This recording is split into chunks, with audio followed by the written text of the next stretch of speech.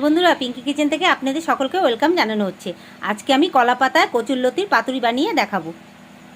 প্রথমেই কচুরলতিগুলোকে নুন দিয়ে সেদ্ধ বসিয়েছি, হালকা সেদ্ধ করব, গলা চুলকানোর ভয় থাকবে না। তাহলে মশলার জন্য আদা আর কাঁচা লঙ্কা নিয়েছি, পুরো নিরামিষ করব। মিহি করে পেস্ট করে নিচ্ছি আদা আর কাঁচা লঙ্কা।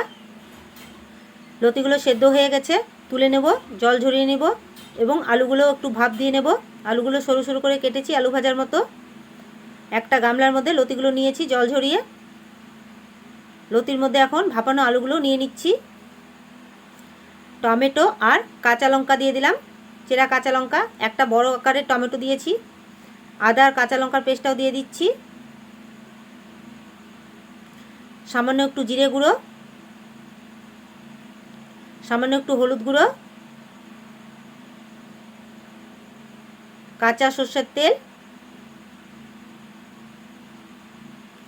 স্বাদ মতো নুন। এখানে দেখুন আমি মটরের ডাল আগের থেকে ভিজিয়ে রেখেছিলাম। মটরের ডাল আর কাজু বাদাম একসাথে পেস্ট করে নেব। পেস্ট করা হয়ে গেছে। কাজু বাদাম আর মটরের ডাল গাঢ় করে পেস্ট করেছি, জল নিয়ে একটুকু। এখন হাত দিয়ে খুব ভালোভাবে মেখে নেব।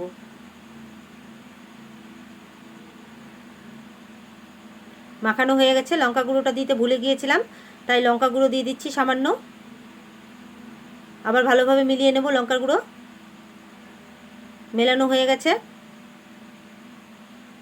গ্যাসের উপর একটি কড়াই বসিয়েছি এবং কলা পাতাগুলোকে একটু সেঁকে নিয়েছি আর সরষের তেল লাগিয়ে নিয়েছি। লতিটা যে মেখে রেখেছিলাম সেটা কলা পাতার উপরে নিয়ে নিচ্ছি।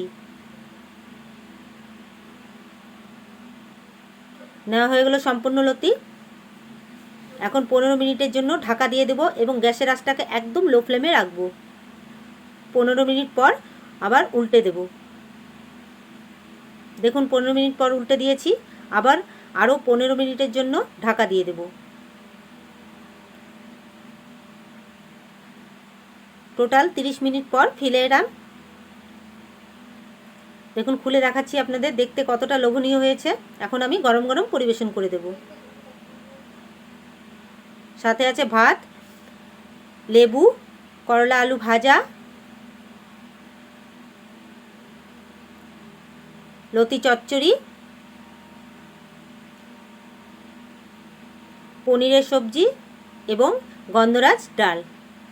প্লিজ বন্ধুরা, আমার রেসিপিগুলো এবং থালিটা যদি আপনাদের ভালো লাগে তাহলে একটা লাইক, শেয়ার এবং কমেন্ট করতে ভুলবেন না। আগামী দিনে আরও নতুন কোনো রেসিপি নিয়ে আসবো। আর এইভাবে একবার লতি বানিয়ে খাই দেখুন, খেতে দুর্দান্ত লাগে।